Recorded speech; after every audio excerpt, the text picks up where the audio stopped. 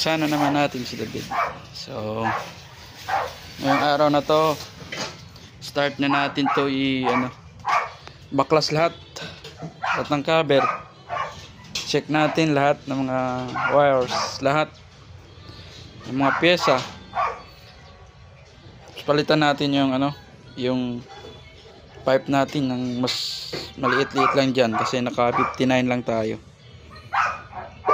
Preparation for endurance, May 18 ata or 17. So let's go. Panay Adventure Rally. So yun, sali na naman tayo mga paps. Salang natin si David.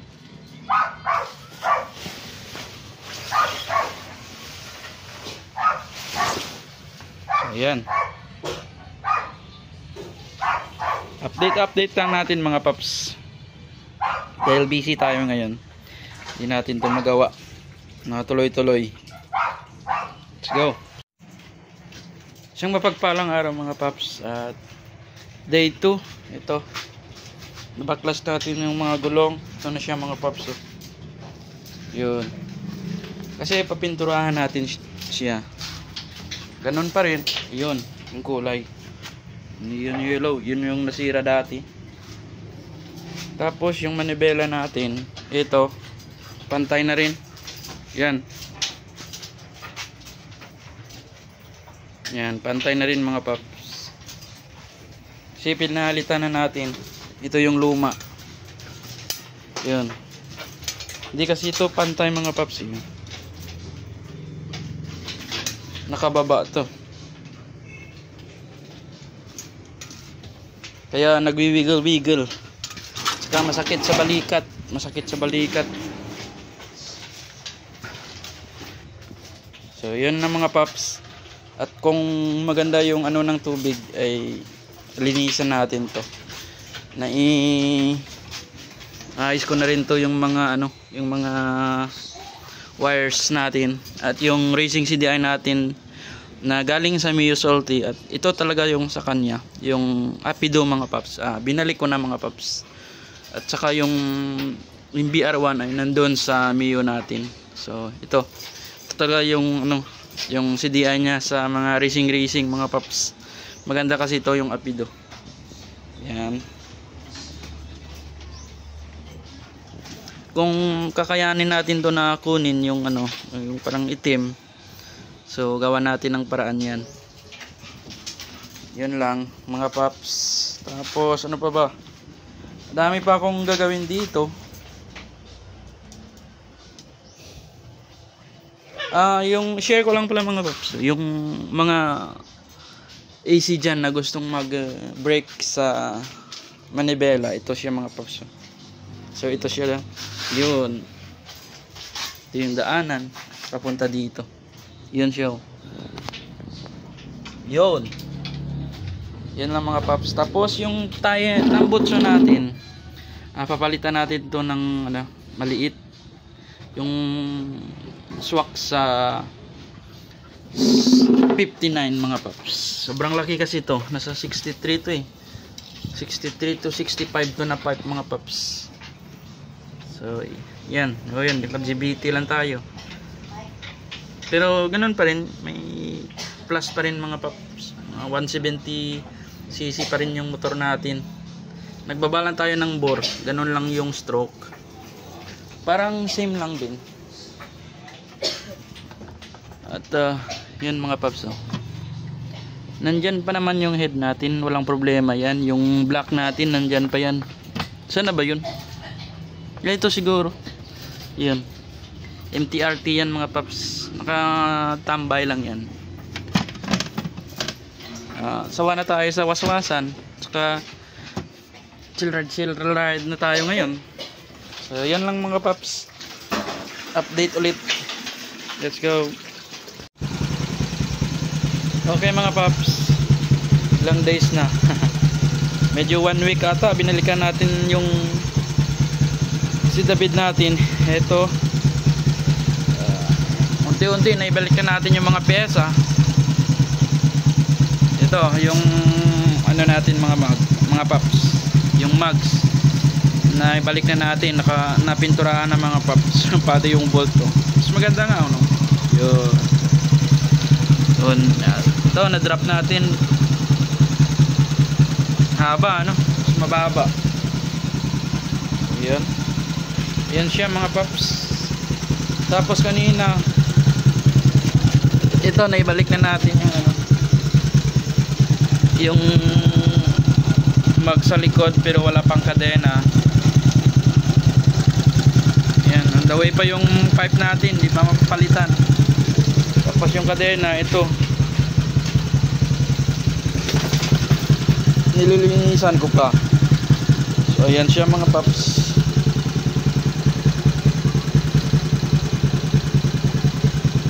Yun.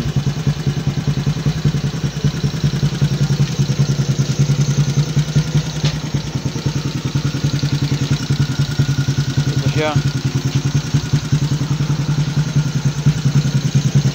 Tapos kagabi nagpalit kami ng cams. Yan, ito. Pitts bike to na 6.3 mga paps. Okay pa to mga paps. Nagpalit kami ng cams na King Drag na ano mga paps, na 5.8 lang. Pinababaan ko. Gusto ko kasi na ano, na parang stock lang siya mga paps.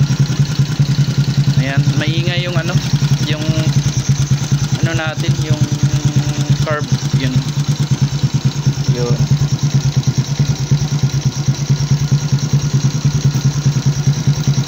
Ganyan talaga pag naka flat slide tayo. Ayun lang mga paps. Abang-abang lang sa susunod na ano, na update natin sa kay David. Matagal-tagal pa naman yung takbo. Halos 1 month pa yung preparation natin. Pero ititest siyempre natin bago natin ito itakbo. Mag long ride muna tayo bago tayo magsasalang sa pang diinan na takbuhan mga paps. Yung mga wires okay na, mga driving light okay na rin. So wala naman talagang problema to. May chine-check lang tayo mga bearing ng mags natin, all goods na yan, lahat na yan napalitan.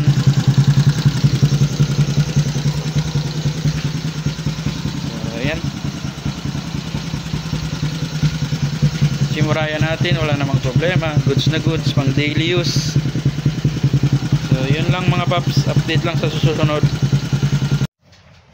Okay mga paps, another day. So ilang days na kaya. So ito, nabalik na natin yung mga cover ni David. Yung dito lang yung kulang. So chine-check ko pa yung ano, yung jettings natin. Chine-check ko yung spark plug kaya hindi ko tinakpan. So yan. Yan yung dinagdag ko. Nakita ko lang dito nakatambak. Sa tropa natin to. So, shout out sa tropa natin kay Paulo. So nilagay ko muna. Ayan. Tinesting ko. Para daw sa init ng ano yan ng makina. Ayan yung mags natin, okay na rin. Tapos yung sa likod. Yan. Yan mga paps. Lagyan na natin ng coolant. Yun. Yan. Basta yung carb natin ito ay maingay na. Manipis na yung ano, yung piston ng carb natin. So yan, medyo malinis-linis na ano. Yun. Tinatakpan ko lang mga paps kasi dito lang yan. So yan siya. Yung side mirror natin ay hindi pa dumating. So lagyan natin to ng ano, stock side mirror ng X1R. So abang-abang. So yun lang. Alright.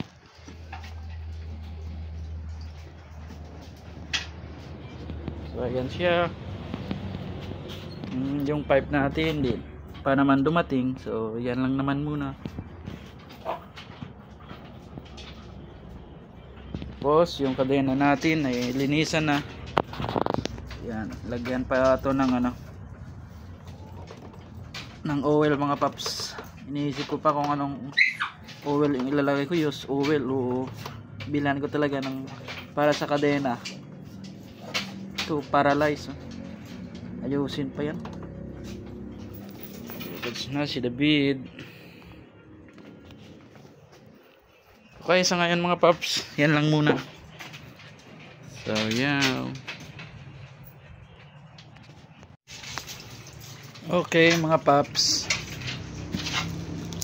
so dumating na yung pipe natin. So ito na yung pipe natin, dumating na yung pipe ni David. So bubuksan natin mga paps ha. Yan, titignan ni Rapa kung legit. So ito na yung pipe natin mga paps, galing Malaysia. Check natin. Tamang tama yung tubo. Ganito lang kalaki. Yun. Kasi parang stock lang naman yung ano natin, 59. Yun. So ayan siya mga paps. May tatak pa, ano? Original talaga to. Yun ah. Yun. Dodong. Solid. Buksan natin to, buksan. So ito siya mga paps. Ito yung itsura oh, parang Sniper 150. Yan, may cover siya oh. Yan. Ito yung kanyang cover. Stock na stock. So ito siya. Maliit lang naman pag kunin mo to. Pero goods to, mga ganito lang mga paps na design. Ay parang stock lang talaga. Tapos may pangalan pang Yamaha. So lagay natin to. So ikakabit ko lang mga paps. So ito na mga paps na ilagay na natin yung pipe. So medyo malaki lang talaga tignan. Tulad ng ganyan. Parang Sniper 150. Yun. Pero pwede naman kunin. So para sa akin parang ganito na lang siguro para magmukhang stock talaga. Yun, malinis naman tignan. Then ito yung tubo, tamang tama lang sa naka 59. So yan. Ganda no? Yun. So try natin panda rin.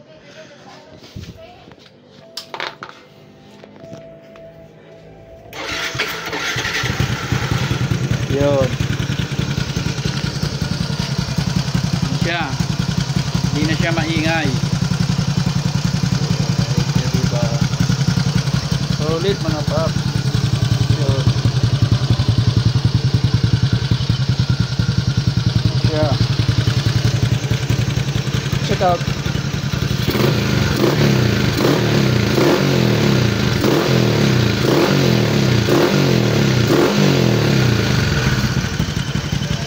Okay, back pressure na yung pipe natin, tamang tama sa set ng engine natin.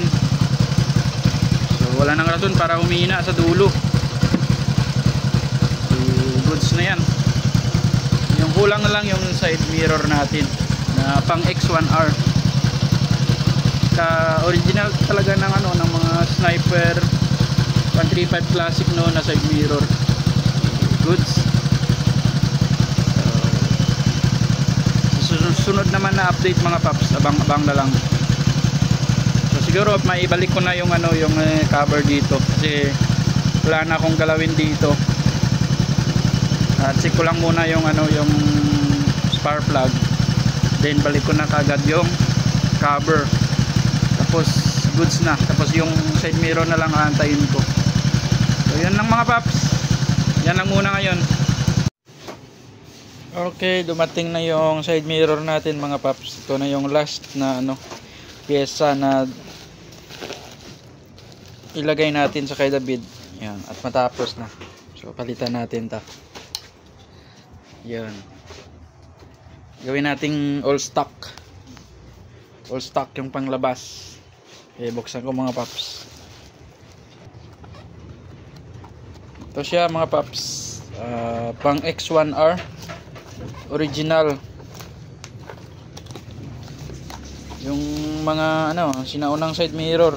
Ito siguro yung side mirror dati ng ng classic talaga. Yun siya. Yun Yamaha.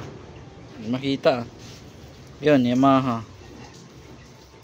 Yun. Ito siya. Original to mga paps. So, yan. Lagay na natin. So, ito nakuha na natin. Yan na siya. Yun. Lagay na natin to. So, yan na mga paps. Goods. Yun.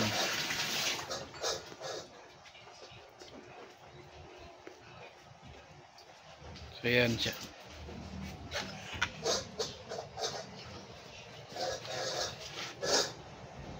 Yun. All stock.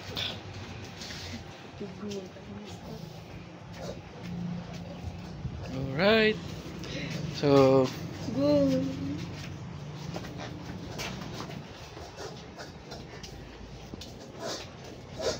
okay. Isang mapagpalang araw mga paps. Alright. Magandang umaga sa lahat. Kape mga paps. Ayan, binaklas ko ulit. Kasi nag-check ako ng spark plug. At nakita natin na lean tayo mga paps. Lean sa sa dulo. Konting-konti lang naman. Pero kailangan natin na ituno sa tama. So ayan, nag-testing ako kagabi doon sa airport. At yun nga ay pumuputok. Pag nag-low gear na. Sa third gear pumuputok. So chinek ko yung pipe natin, baka may singaw lang, okay naman. Yung mga hose natin dito sa carburetor, okay. So ibig sabihin ay lean tayo. Kasi yung first gear at saka second gear ay okay naman. Yung third gear at saka fourth gear ay pumuputok. So ibig sabihin nun mga paps ay lean. Tapos chinek ko yung yung spark plug ay may konting gray na sunog. Hindi buo yung itim kasi nahabol natin yung yung itim na kulay ng ating spark plug kasi long ride yung biyahe natin. So ayan, para anliwalwal tayo. So ayan mga paps, at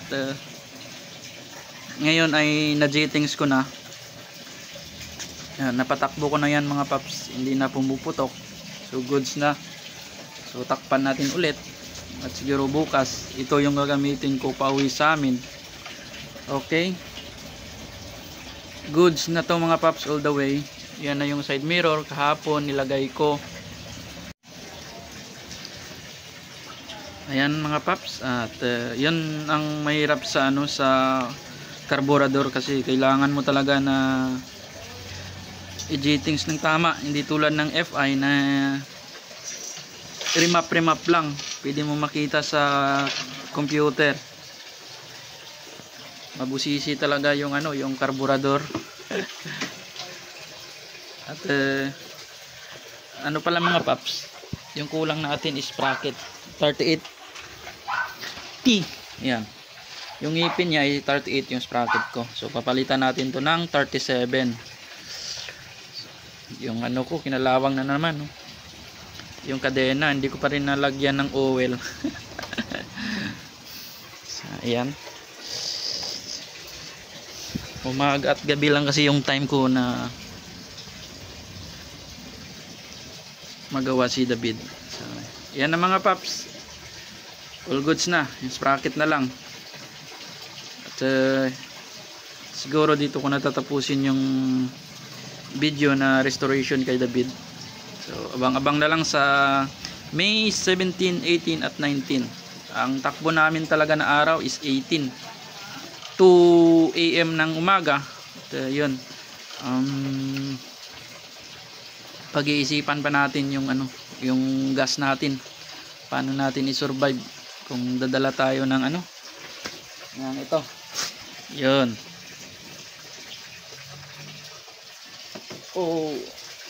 Kakabit ko yung box ko dito, tapos lagay ko yung gasolina sa ano, sa galon ng ano, oil. So, dito ko lang ilalagay. So depende na lang yun. Kasi yung grab bar ko iba na. Ito na, stock na. Wala na akong malagyan ng galon. Okay, hanggang dito na lang mga paps. Ride smart sa lahat na sasali. At kita-kits doon sa Vista Mall sa May 17 at saka 18. At saka sa SM City sa 19. Alright. Ayun. Sige. Let's go. God bless mga paps.